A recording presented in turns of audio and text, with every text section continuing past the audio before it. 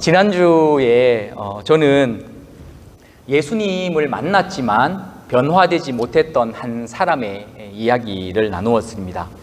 오늘 저는 또 여러분과 예수님을 영접했지만 변화되지 못했던 한 사람에 대해 또 나누어 보려고 합니다. 예수님을 영접까지 하였는데 왜 이 사람은 변하지 못하였을까? 그리고 예수님을 영접한다는 것은 도대체 어떤 의미인가? 우리가 한번 살펴보려고 합니다. 시몬이라는 바리새인이 예수님을 식사에 초대하였습니다. 당시 아시는 바대로 함께 식사를 한다는 것은 가족이다라는 의미이니까 이 시몬이 바리새인으로 예수님에 대해 얼마나 열린 마음 자세를 가지고 있었는지 우리가 짐작해 볼 수가 있습니다. 비록 그가 이 예수님을 메시아까지는 아니라고 하지만 그래도 훌륭한 선지자 정도로는 여기고 있었던 것 같고, 또 후에 예수님을 선생님이라고 표현하는 것을 보면 나름 예수님을 존경하고 깍듯하게 예우를 하려고 하는 마음을 가지고 있었습니다. 자, 그런데 갑자기 한 여인이 난입을 한 거죠. 갑자기 들어와서 예수님 발 앞에 엎드려서 울면서 그 머리털로 눈물 젖은 예수님의 발을 닦고 비싼 향유를 그 발에 부었습니다. 누가는 이 여인에 대해 무려 3번이나 죄인이라고 설명을 합니다. 3이 또 완전수의 하나니까요. 이만큼 죄인이다. 왜냐하면 더 이상 설명이 필요 없는 여자다. 온 동네의 사람들이 이 여자가 죄인인 것은 다 알고 있다 하는 의미일 겁니다. 아시는 것처럼 시몬은 바리새인입니다. 유대 사회의 특권층이고 또 사회 지도층이고 모범적인 또 삶을 살았고 또 종교적인 삶을 살았고 아주 풍부한 그런 율법적인 학식과 또 윤리 도덕적인 삶으로 사람들에게 인정받는 사람이었습니다. 그리고 시몬은 이 갑자기 난입한 이 여인을 보면서 아이고 저 죄인, 나는 저 정도는 아닌데 아마 이런 생각을 가지고 분명히 있었을 것입니다. 자기 못한 사람과의 비교를 통해서 나는 이 여인보다 더 위에 있다라는 것을 이렇게 자신하게 되는 거죠. 오늘날 많은 사람들이 교회를 다니지 않습니까? 이 교회를 다니는 많은 사람들이 어쩌면 이 시몬과 같은 생각을 가지고 있는 것은 아닌가 하는 고민을 저는 해봅니다. 저도 마찬가지이고요. 바리새인들은 아시는 것처럼 거룩을 중요하게 여겼습니다. 그래서 거룩에 방해가 되는 것이 있다면 구분하여서 굳이 이렇게 같이 하지 않으려고 나누는 습성이 있었습니다. 왜냐하면 거룩이 전염되기, 오염되기 때문입니다. 거룩을 지키고 유지하기 위해 그들은 사람들과 스스로 나누었고 스스로 구분되어졌고 스스로 분리되어졌습니다. 그래서 죄인들과는 어울리지 않았고 밥 먹는 건 상상도 할 수도 없는 일이었습니다. 자, 그런데 정말 거룩하신 예수님은 오히려 죄인들과 함께 먹고 마시며 그들과 거의 같은 삶을 살아가셨습니다. 우리는 거룩한 하나님의 백성이라고 표현하지 않습니까? 저는 우리가 하나님의 거룩하심을 담아가는 하나님의 거룩한 백성들이기 때문에 우리들은 남들이 섬기고 싶어 하지 않는 이 일들을 우리는 기꺼이 섬겨야 하고, 남들이 섬기고 싶어 하지 않는 사람들을 우리는 기꺼이 섬겨야 하고, 남들은 나누고 싶어 하지 않는 사람들에게 우리는 기꺼이 나누어 줄 수 있고, 남들이 희생하고 싶어 하지 않는 이 대상들에게 우리는 기꺼이 희생해야 한다고 저는 믿습니다. 이것을 통틀어서 우리가 사랑이라고 표현하지 않습니까? 왜냐하면 우리가 하나님을 닮은 거룩한 백성들이기 때문입니다. 여러분, 그래서 저는 우리 교회를 위해서 기도할 때마다 정말 사랑이 많은 교회, 사랑이 많은 성도들, 특별히 마음의 벽, 마음의 담이 정말 낮아서 거의 없는 것처럼 보이는 그런 교회, 그런 성도들이 되게 해달라고 저는 참 많이 기도하고 있습니다.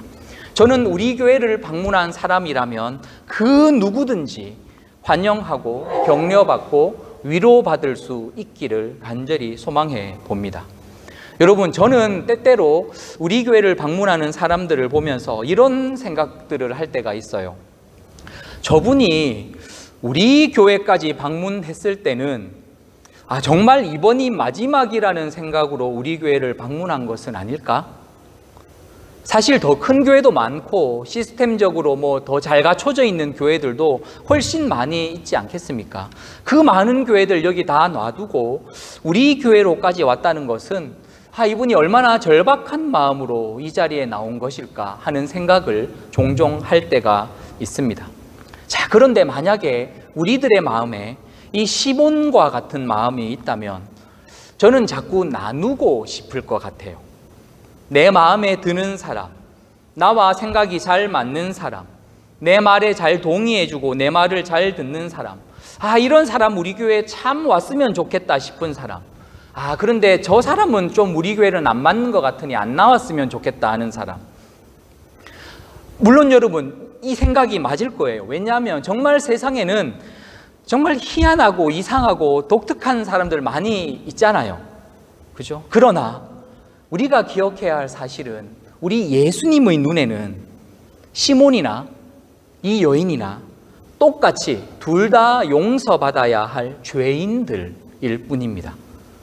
그렇지 않겠습니까? 우리가 이상하게 생각하고 우리가 못마땅하게 여기고 이거 정말 이 사람 나쁜 사람인데 꼭 우리 교회를 계속 나와야 되나 이런 사람이라 할지라도 사실 예수님의 눈에는 그 사람이나 우리나 똑같이 용서받아야 할 죄인에 불과하다는 사실입니다.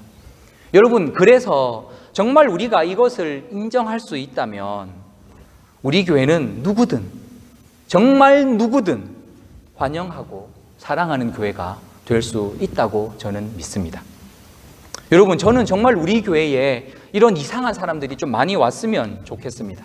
교회에 적응이 잘 안 되는 사람들, 자꾸 이상한 질문하고 이상한 말하는 사람들, 혹은 정말 가난한 사람들, 마음이 너무 어렵고 힘든 사람들, 혹은 정서적인 어려움이 있는 사람들, 그리고 그런 사람들을 차별 없이 따뜻하게 환영해주고 사랑해 줄 수 있는 저와 여러분, 저는 이것이 제가 꿈꾸는 진실한 공동체 갈보리 장로교회입니다.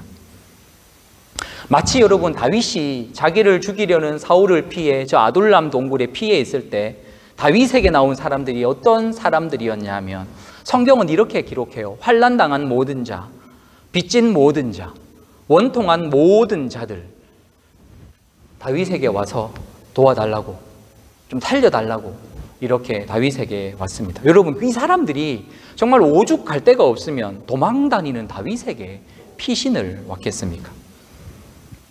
어떻게 이런 사람들 데리고 나라를 세우겠어요? 그런데 하나님은 이 사람들을 통해 다윗 왕은 언제나 연약한 사람, 가난한 사람, 하나님 외에는 정말 의지할 때라고는 없는 사람들을 통해 역사하시기 때문에 오히려 이런 연약한 사람들이 우리 교회에 많을수록 우리는 오히려 기대하며 소망할 수 있게 되는 것이겠죠. 하나님이 이 연약함 가운데 어떠한 강함으로 역사하실 것인가? 여러분, 다른 사람을 자신의 기준으로 판단하고 나누고 분리하는 이유가 있다면 딱 한 가지일 거예요. 이 시몬처럼 예수님 앞에서 자기 자신은 어떤 존재인지를 모르는 사람인 거죠. 바리새인 시몬은 예수님을 알았습니다. 존경했습니다. 그분의 말씀이 듣고 싶어 잔치에 초대했습니다. 여러분, 당시 예수님의 별명이 먹기를 탐하고 포도주를 즐겨 마시고 심지어 죄인과 세리들의 친구였습니다. 명백하게 비꼬는 말이지 않습니까? 이런 예수님을 바리새인으로 자신의 집에 영접한다는 그 자체가 시몬이 여러분 얼마나 바리새인으로서 많은 대가를 지불하였는가를 우리가 알 수 있는 것이죠. 아마 예수님을 초대한다고 했을 때 주변 사람들은 야, 너 예수가 누군지 모르냐? 지금 이 사람이 어떤 이야기를 듣는 사람인지 모르냐? 너 이 사람 잘못 초대하겠다가 너 지금까지 네가 쌓아온 명성에 완전히 금이 갈 수도 있다. 이 잘 생각해야 돼.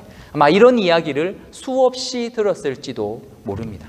그 모든 이야기들을 다 뒤로 하고 그럼에도 불구하고 대가를 지불하고 예수님을 영접한 사람이 시몬이었습니다. 아마 이 자리 우리 모두가 예수님을 영접한 사람들일 거라고 저는 생각을 해요. 예수님을 영접한 근거가 무엇이냐 이렇게 한번 또 물어보면 대부분 또 이렇게 대답을 해요. 저는 영접 기도를 했습니다. 혹은 어떤 체험을 통해서 하나님을 만났습니다. 혹은 기도회 때 눈물을 흘리면서 내가 죄인이라는 것을 고백했습니다.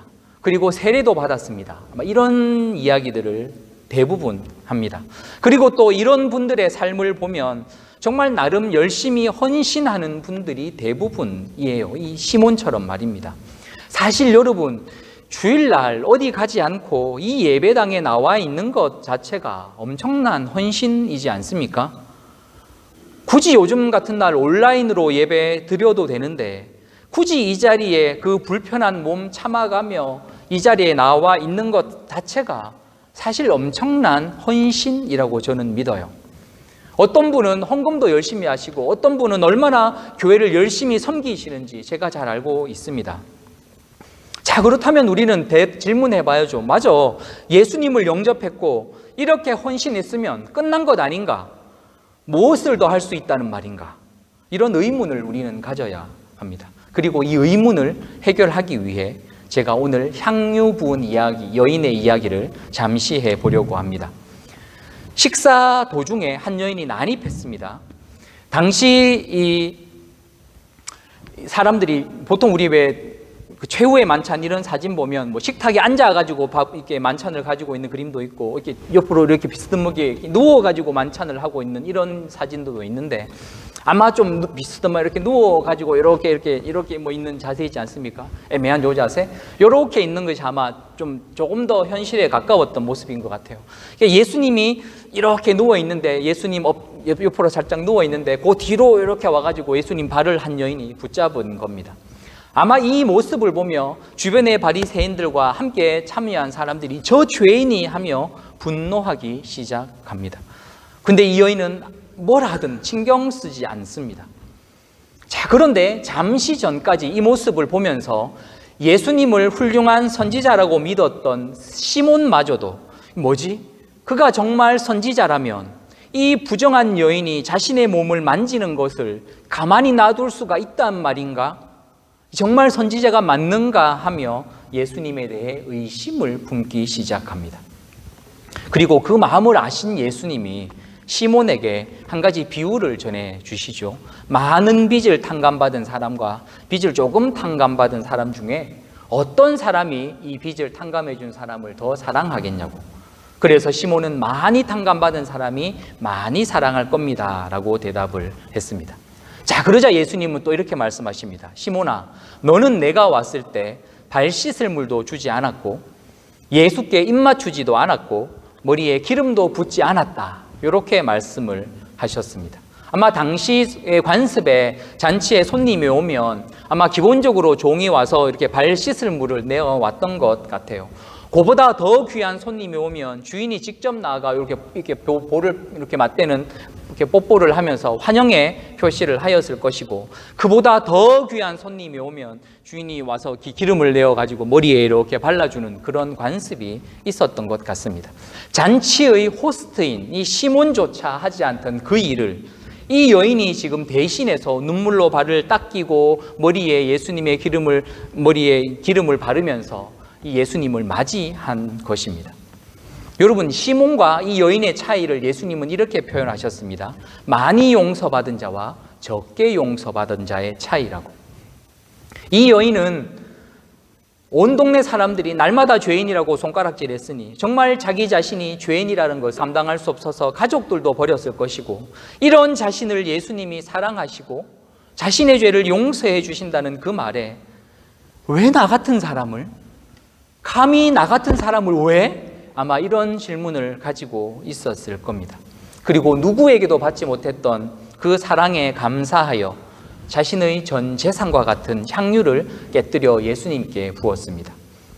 여러분, 잘못했다가 바리새인에게 정말 부정한 여인이라며 돌 맞아 죽을지도 모르는 이 상황이었지만 지금 이 여인의 눈에 보이는 것은 오직 자신을 사랑해 주시고 용서해 주시는 예수님 뿐이었습니다.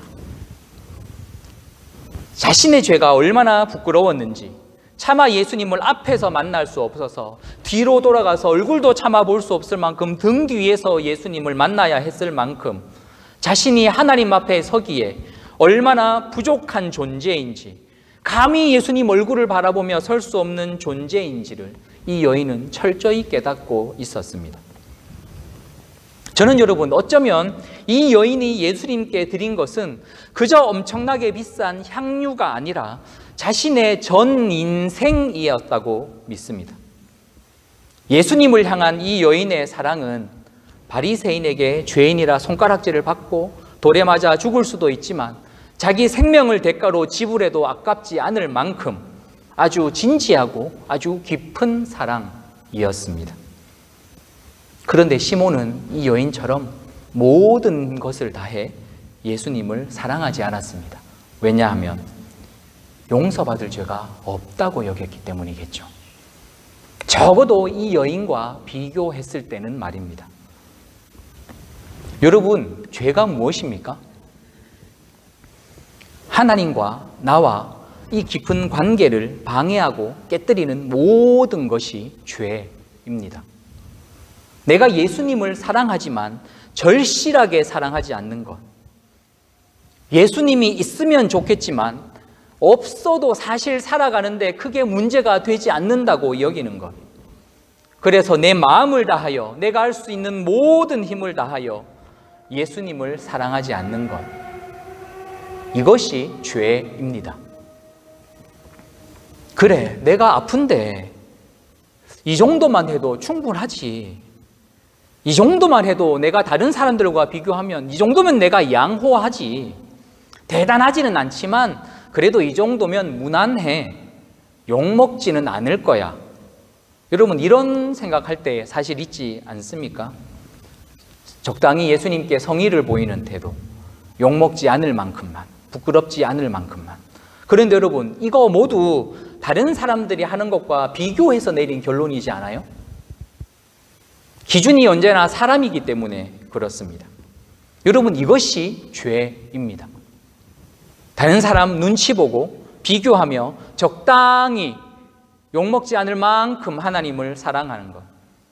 그러나 내 인생에 정말 중요한 그 순간 하나님의 뜻보다는 내 경험, 내 생각대로 하는 것. 이것이 죄입니다. 오늘날 여러분, 어지간하면 굳이 하나님이 없어도 사는데 별로 불편함이 없습니다. 이런 세상을 내가 살아가면서 오늘 내가 살아있는 것이 얼마나 큰 은혜인지를 모르는 것이 죄예요. 여러분, 오늘 우리의 심장이 뛰고 있지 않습니까? 이 심장이 내 의지로 지금 뛰고 있습니까? 오늘 우리들의 뇌가 열심히 살아서 뇌 세포를 만들면서 활동하고 있습니다. 이 뇌가 내가 의지로, 내 의지로 지금 움직이고 살아 있습니까? 착각하지 마시라고요. 여러분, 여기에 속으시면 안 돼요. 우리는 우리 힘으로 머리카락 하나 자라게도 할 수 없고 짧아지기도 할 수 없고 흰머리카락 하나 검어지기도 할 수 없는 존재들이에요. 자식들 공부 열심히 시켜서 잘 키워서 오늘까지 우리 모두 이렇게 정착하고 살아온 이 모든 것들은 처음부터 끝까지 하나님이 우리에게 은혜를 주셨기 때문입니다. 그런데 사람들은 이게 자기 힘으로 된 거라고 생각을 해요. 자기가 열심히 했기 때문에 된 것이라고 생각을 해요. 하나님이 오늘 단 한순간이라도 우리에게 주시는 은혜를 중단해버리시면 저 하늘에 나는 참새도 떨어지는 것처럼 우리는 그냥 거기서 끝나는 거죠. 오늘 우리들의 삶이, 오늘 우리 심장이 뛰고 우리 뇌가 뛰고 혈액순환이 되고 이 모든 과정이 오직 하나님의 손에 달렸음에도 불구하고 우리가 얼마나 하나님을 우습게 여기며 살았는지, 죄 지어도 아무 일이 없네? 괜찮네? 얼마나 이렇게 생각하고 살았는지, 내 마음으로 하나님을 조종할 수 있다고 여기고, 와, 내 오늘 교회 안 나오면 하나님 난리 나겠지? 이렇게 여기며 살았던 이것이 바로 죄입니다. 여러분, 저와 여러분의 내면을 한번 들여다보세요. 지금 여기 거룩하게 다 앉아 있고, 저도 이렇게 정말 거룩하게 말씀을 전한다고 이렇게 서 있겠지만, 한 주 동안 우리 마음 속으로, 생각 속으로 스쳐 지나갔던 말들, 마음들을 한번 종이에 적어 보십시오. 혹은 이 자리에 앉아서 지난주 우리들이 아무도 모르게 생각하고 마음에 품었던 것들 있는 그대로 한번 나누어 보십시오 하면 어떤 말들이 쏟아질까요? 교만, 수군거림, 질투, 욕, 음란, 미움, 열등감, 우월감, 분노. 사실 이 표현도 좋은 표현들일 거죠. 이거 있는 그대로 드러내고 표현하면 어떤 일들이 여기에 벌어지겠습니까? 이게 우리들 자신입니다. 여러분, 오늘 말씀에 나오는 이 부정한 여인과 우리가 정말 다릅니까? 그럼에도 불구하고 나를 사랑하시고 붙잡아 주시고 일으켜 세워주시고 인도해 주시는 그 하나님을 하나님으로 고백하지 않고 무시하며 살았던 이것이 바로 죄입니다. 그런데 사람들은 죄라고 생각하면 자꾸 이 여인과 비교하는 거죠. 그리고 안심하는 거죠. 여러분, 시몬도 예수를 초청하여 영접했습니다. 어디예요? 자기의 집 어느 방 하나에. 그러나 이 부정한 여인은 자기 마음의 중심에 예수님을 영접했습니다. 시몬은 자기의 삶의 작은 한 부분에 예수님을 영접했습니다. 그러나 이 여인은 자신의 삶의 모든 영역에 예수님을 초청하여 주인 삼고 영접하였습니다. 오늘 여러분은 예수님을 어디에 영접하셨습니까? 예수님은 지금 이번 한 주 동안 여러분 어디에서 여러분과 함께 하셨습니까? 혹시 이 예배당 안에서만입니까? 그래서 예배당만 나가면 예수님은 온데간데 사라지고 안 계십니까? 아니면 여러분의 삶의 모든 영역의 중심으로 자리 잡고 계셔서 여러분이 어디에서 무엇을 하든지 항상 여러분과 함께 하십니까? 여러분, 시몬과 이 여인의 자기 인식이 바로 예수님을 영접하는 방식과 영접하는 이 차이의 깊은 차이를 만들었습니다. 어떤 사람은 여러분 이럴 때가 있잖아요. 어떤 사람은 인생의 큰 위기를 경험하거나 정말 인생의 바닥을 경험했을 때 비로소 근데 이것이 모두 하나님의 은혜였구나. 이게 우연이 아니었구나.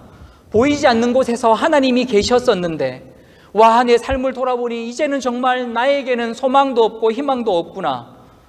하나님이 내 인생의 유일한 희망이 되시는구나 하는 것을 비로소 깨닫고 예수님을 삶의 중심에 영접하는 사람도 때때로 있습니다. 어쩌면 이 자리에도 그런 분이 계실지도 모릅니다. 그런 의미에서 인생의 밑바닥을 경험하는 것이 항상 나쁜 것만은 아니겠죠. 왜냐하면 그것은 바닥을 치고 올라가 이제 예수님과 새로운 삶의 시작을 알리는 것이기 때문입니다. 그리고 여러분, 삶의 중심에 예수님을 영접한 사람들에게는 그렇다면 어떤 변화가 생길까요?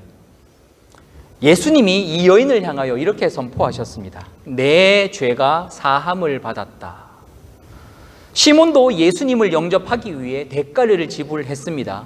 그런데 그에게는 죄 사함에 대한 선언이 없었습니다. 인간은 여러분 살면서 자기의 힘으로 해결할 수 없는 필연적인 문제들을 만나게 되어 있습니다. 질병의 문제들, 죽음의 문제들 같은 거겠죠. 그러나 여러분, 예수님께서는 그 중에 가장 중요한 것이 있다면 바로 오늘 우리 영혼의 죄를 해결하는 문제라고 말씀하십니다. 그리고 그 영혼의 죄의 문제를 해결할 수 있는 유일한 분은 예수님 뿐이라고 성경은 말합니다. 여러분, 성경이 말하는 죄는 우리가 생각하는 도덕적인 죄, 윤리적인 죄가 아니라 바로 하나님과의 관계에 대한 이야기입니다. 하나님을 나의 주님으로 영접하지 않고, 아니 영접했다 하더라도 내 삶의 주변에 한 구석에 이렇게 자리 잡고 있다면 그것은 하나님의 관계가 깨어져 있는 것이고 바로 죄입니다. 하나님 없으면 정말 아무것도 아닌 인생임에도 불구하고 이 육신 껍데기 위에 그저 좋은 옷으로, 비싼 옷으로, 좋은 차로, 큰 집으로 포장해놓고 나는 별 문제 없다고, 나는 지금까지 이렇게 잘 살았다고 사람들 앞에서 보이지만 그 사람의 내면을 자세히 들여보면 그저 시몬처럼 비교하고, 때로는 그 비교를 통해 우월감을 얻고, 때로는 자기보다 더 좋은 사람을 만나면 열등감을 느끼고 수치심을 느끼고 실망하고 좌절하는 이 열등감으로 살아가는 모습이 오늘날 많은 사람들의 모습입니다. 시몬의 관점으로 자신을 돌아보면 여러분, 예수님은 우리 삶에 필요하지 않아요. 그냥 이 작은 한 부분에만 계시면 되는 좋은 분이에요. 야, 나도 교회 다녀.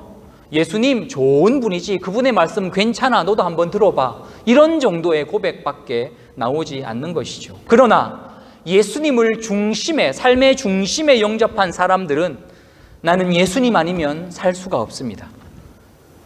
예수님이 내 인생의 전부입니다. 나는 예수를 위해 살 수밖에 없습니다.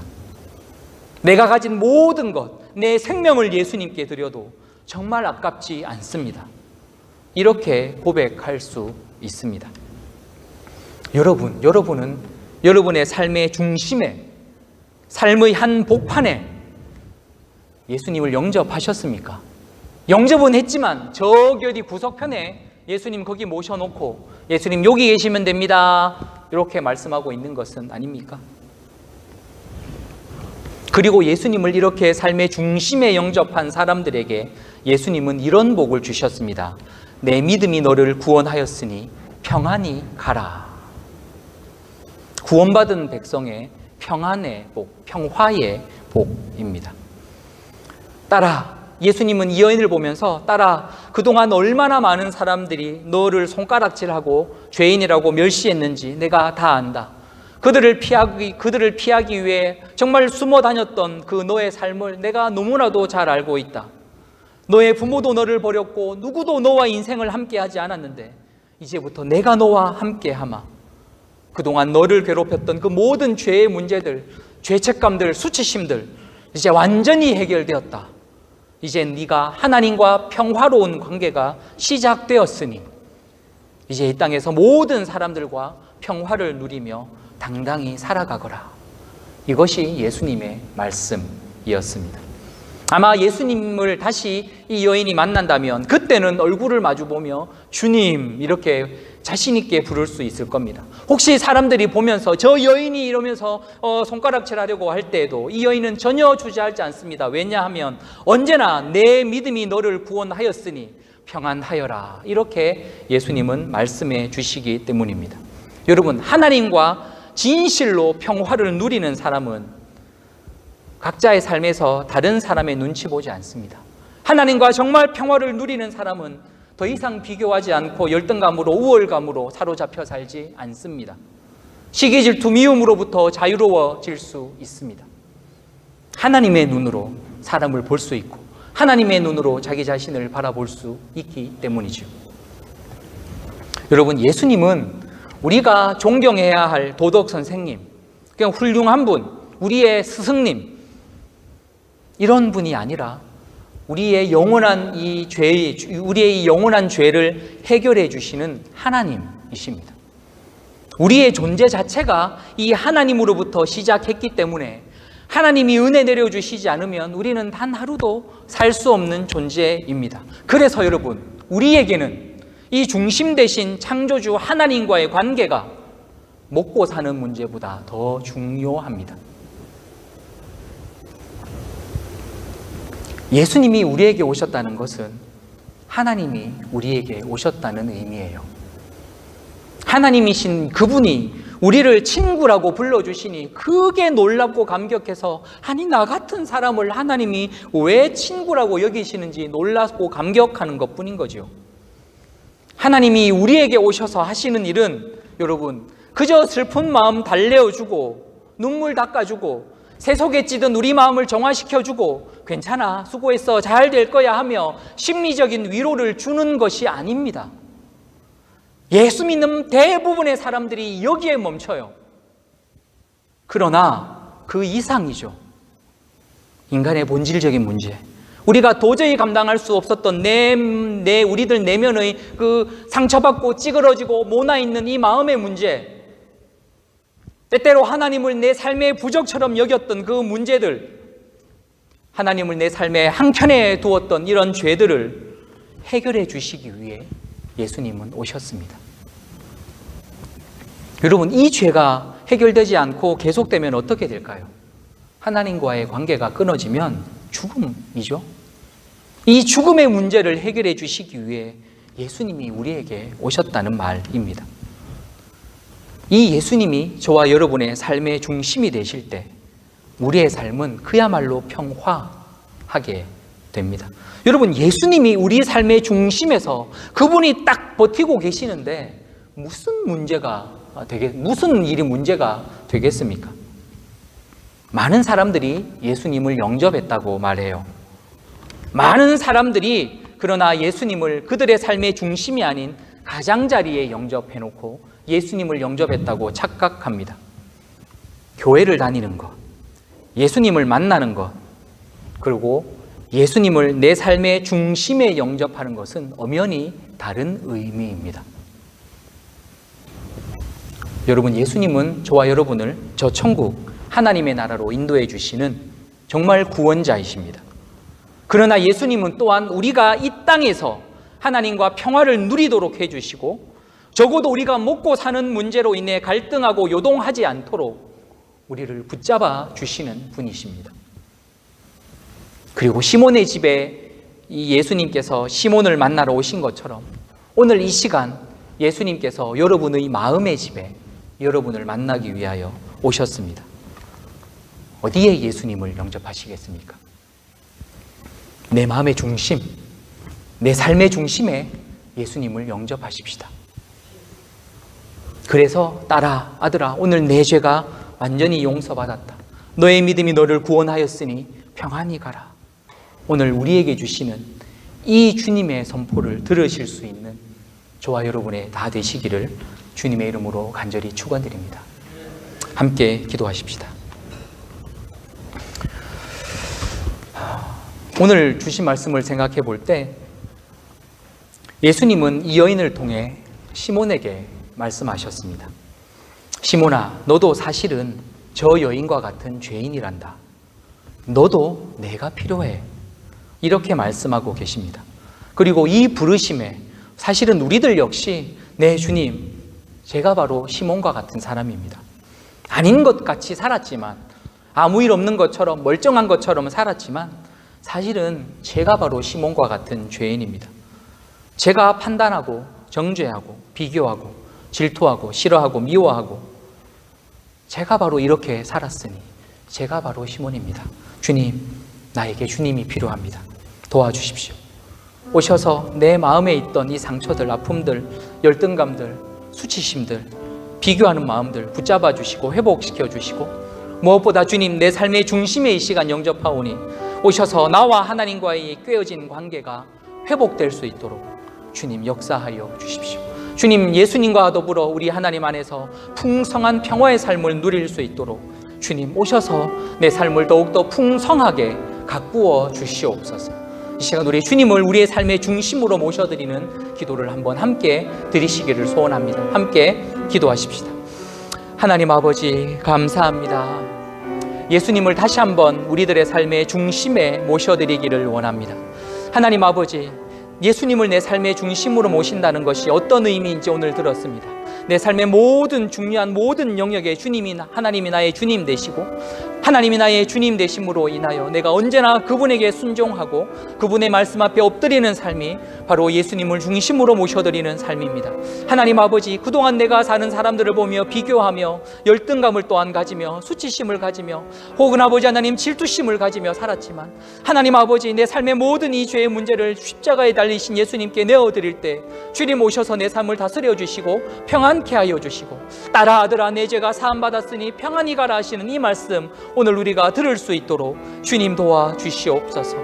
사랑 많으신 하나님 아버지, 오직 하나님만이, 우리 예수님만이 내 삶을 저 천국으로 인도할 구원자이심을 다시 한번 믿음으로 고백합니다. 그런 하나님 아버지, 이 믿음의 고백만으로 끝나는 것이 아니라 내 삶의 모든 부분에 하나님이 주인 되심을 고백하오니 아버지 하나님 앞으로 주인 되신 하나님에게만 충성하며 그분의 말씀을 귀하게 여기며 그분의 말 앞에 엎드려 이 여인처럼 순종할 수 있는 믿음을 가질 수 있도록 주여 우리의 삶 가운데 역사하여 주시옵소서. 주여, 주여 우리의 삶 가운데 오셔서 새 일을 행하여 주시옵소서. 감사합니다. 아버지, 이 시간 우리 또한 우리 교우들을 위해서 함께 기도하실 때에 우리 환우들을 다시 한번 기억하시면서 함께 기도하십시다. 우리 김경원 집사님, 김시자 권사님, 우리 김혜릭 집사님, 김혜리 권사님, 우리 에밀리송 권사님, 우리 이영진 권사님, 최양숙 집사님, 홍순성 집사님, 우리 석실자 권사님, 그리고 우리 김일청 집사님까지 아버지 하나님, 우리 교우들이 몸이 아픕니다. 하나님 아버지, 주님의 그 치료의 능력을 이들에게 보여주시기를 소망합니다. 하나님, 우리 공동체 위에 이 치료의 영광이 나타날 수 있도록 권능으로 역사하여 주시옵소서. 딸아 아들아, 내 병이 나았으니 평안히 가라 하시는 그 주님의 음성을 들을 수 있도록 이들에게 큰 믿음을 허락하여 주시옵소서. 함께 기도하며 나아가십시다. 아버지, 오늘도 사랑하는 우리 교우들을 주님의 손에 올려드립니다. 하나님 아버지, 세상은 어찌할 수 없어서 아버지 하나님, 세상은 이들에게 도움을 줄 수가 없어서 그저 주님 앞에 나옵니다. 하나님 도와주십시오.